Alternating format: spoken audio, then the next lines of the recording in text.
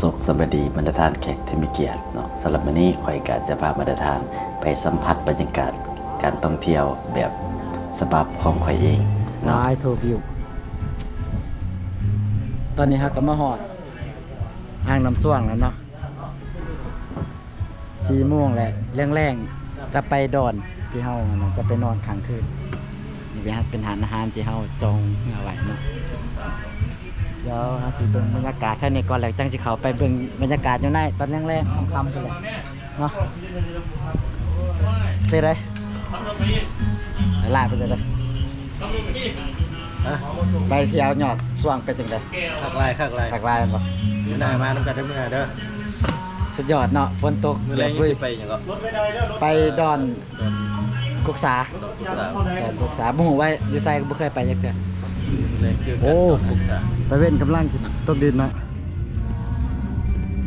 ณตอนนี้เฮากำลังจะข้ามน้ำไปดอนกุกษาเนาะ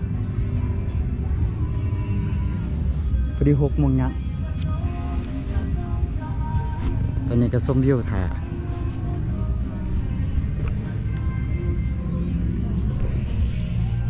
หิวเขา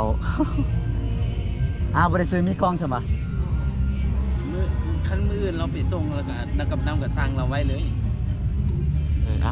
จะได้ก็จังนั้นเขาห้องมือสวยในบนเรือปะตอนนี้กำลังจะข้ามนำไปดอนเนาะอันนี้เพิ่นก็บอกเคยเห็นจักเถื่อแล้วก็บอกเคยขี่พอบ้านนอกขนาด เก็บผ่ากันนะ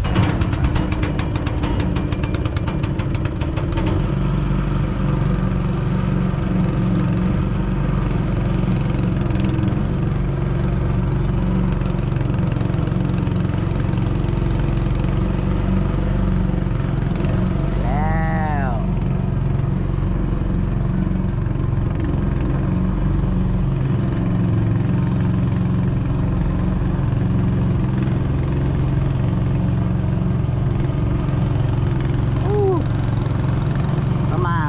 แคมปิ้งไลน์เนาะมานั่งเล่นไลน์เนาะ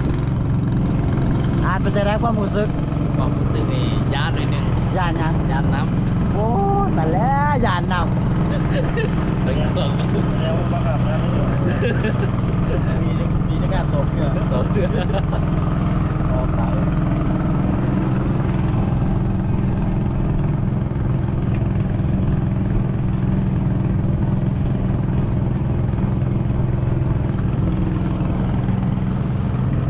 หลายเจ้าประมูลว่ะที่นี่นะหลายเจ้าประมูลอ่ะ ำอาจารย์เดิน พวกนี้เขาจะมีน้ำตกมีบอลขายนะ เป็นไงวันนี้ความรู้สึก เพราะอากาศตัวสุดยอดฝนตกแต่ว่ามันกับบรรยากาศดีเนาะ โซ่บอลขาย ซีไปใส่ต่อเดี๋ยวนี้เนี่ย ตอนนี้ครับกำลังขี่เรือจะไปดอนเนาะไปดอนอันนั้นพวกซาบอกว่าจะไปแคมปิ้งค้างคืนอยู่หันไปเก็บภาพบรรยากาศนะครับ โอ้ ซึ่งบรรยากาศตอนแรกมันจะได้ที่ห้างกันก็ได้ บาย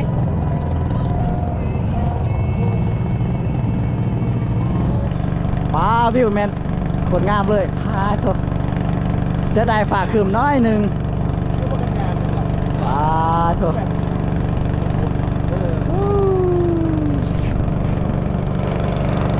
บรรยากาศ อันนี้จะเป็นดอนยังกระบุหูเนาะอันนี้เป็นดอนยังไงดอนเซิงพอได้ขาดเซิงไปเซิงเด้อ ไม่ได้ไปนอนนี่อ่ะเจ้าของนอนไม่ได้เมียแล้วคนซื้อนอนซื้อ อ๋อที่ไปที่มาจนนี่แหละ โดนซื้อที่โดน อันนี้ดอนดำดอน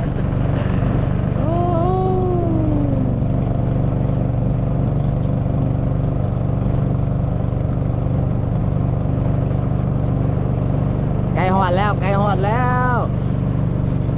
ได้ละมหอดที่พักเลยเป็นยังไง คักหลายที่พักก็ สุดยอดตื่นสามารถแบบ สุดยอด ทิ้งชานาเด้งเด้งเสียแต่มันมีอันนี้เนาะกันมันมีอันนี้นี่คักเลยเลยเดี๋ยวว่าทุกคนหาสิไปกินไปซุ่มเขากันอยู่ฮันคือนอนได้แต่ว่ามันหาคือฝนฮัน โอ้มันมีอันบุมีอันนี้จริง แม่น เนี่ย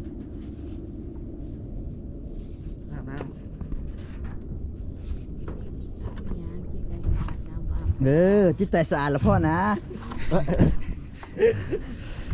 มื้อนี้เฮาสิพามาเบิ่งวิวที่พักของเฮาเนาะอันนี้แม่นอยู่ไอแลนด์ อยู่ไอแลนด์ตัวนั้นมันเป็นเฮือนหลังใหญ่ๆหลังนั้นตัวละ300,000เด้อ300,000อยู่กลางได้เบิดทันเบิด ว่า เดี๋ยวเราจะไปกินข้าวอยู่หั่นเนาะอาจจะไปนั่งกินข้าวอยู่หั่น เนี่ย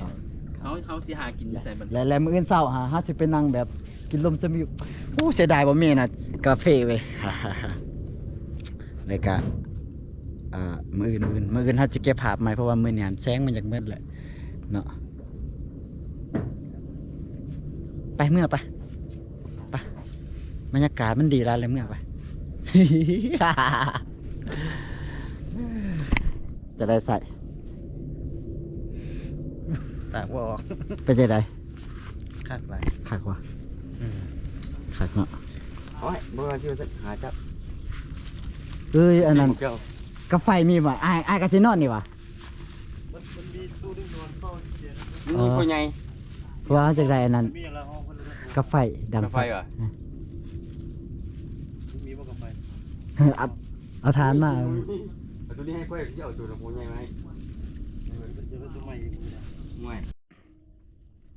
อันนี้คือที่พักของเราเนาะที่พักของเราก็จะเป็น2ตูบเนาะซึ่งเราเซา2ตูบเนาะตูบหนึง300,000เนาะแต่นี่นะจะนอนได้3คนแต่ว่าโอเคเราจะนอนนำกันเนาะแต่ว่าคันฝนบ่ตกนี่แม่นวิวตัวนี้คักแต่ว่าสุดยอดเลย โอ้แบบสิมันนอนแบบนี้เว้ยไม่ได้เอาเบ็ดติดรถมาเนาะ นี่เพิ่นตึกป่าเพราะว่าเฮาสิมาอ้อยเนาะว่าคันได้หลายเลยมื้อแรกเฮาจะซุ่มกันมื้อแรกนี่ พอจะจุ่มลงปุ๊บหรือปากเลย หลายส่ำใด เป็นโถเด้อ ป่าอีหยังวะปลากากับปลาจะมาฮอดดนเหรอวะ ฮอด ต้นสวยพุ่นน่ะโอ้บรรยากาศคักบ่ต้นสวย ได้พอจะจุ่มคักไหม นั่นบ่คัก เงียบอยู่หันคนหลายโพด แม่น มันบ่เป็นส่วน โอ้ต้นสวยจะข่อยไปอันนั้น ยอดสวง ไปหยอดช่วง เพราะว่ามานอนแล้วจังได้ก็ไปเพิ่นก่อนเดิ คักอยู่ โอ้ลายเมื่อกี้บ่ได้สมโดดเจ๋งว่ะ เด้งแล้วบ่จะว่าตัวเฮาออกมือแล้วออกต้นสวยก็ได้เนาะแต่ว่ามื้ออื่นนั่นที่เฮาสิไปอยู่บ่ ได้ ไปตาดมังหวัง ไก่บ่ ปักมือหมดแล้ว นั่นกับมิชลินนี่แหละก็กลับเลย เฮาไม่อยากแล้วเฮาอยู่เวียงเนาะตลอดเนาะอะไรเนาะเฮาไปทุกทิศทิศหน้า ทุกทิศก็ได้ เอ้ ค ย รับบรรยากาศอยู่นี่โคตรดีเลย ไป มื้อหน้า คืน มาอีกมื้อหน้านะ อ่า ยังบ่ยอมเลยมื้อนี้มาแบบบุพร้อมอย่างเลยนะ บ่พอว่ะเปียกนิดนึงโอ้ยนี่แหละคักเนาะมื้อนี้เฮามีหยังแนวนี้ใคร โอ้มื้อนี้มี ว้าว มีเข้มของเลยมื้อนี้ได้ แคมของ เออ แคมคออยู่น้ำสว่างเนาะสิเมื่อไหร่โอเคเข้าใจ ลังฟ้าลังฝนเนาะ แม่น รถไฟเท่ทางนั้นก็ได้โอ้หนาวเด้อผู้ใดขี้แล้วหนาวเด้อ เฮานี่หนาว เท่าเลยหนาวน้ำแผ่แล้ว ขีกเนาะ โอ้น้ำกรดละลายหมดแล้วบรรยากาศโคตรดี มาผู้เดียวบอกว่าหนาวไล่คูนอน สำหรับคลิปนี้เราก็บ่มีอิหยังหลายเนาะสำหรับ EP ของมื้อนี้เดี๋ยวมื้ออื่นเราจะเก็บบรรยากาศมาให้เบิ่งอีกสำหรับมื้อนี้ก็บ๊ายบาย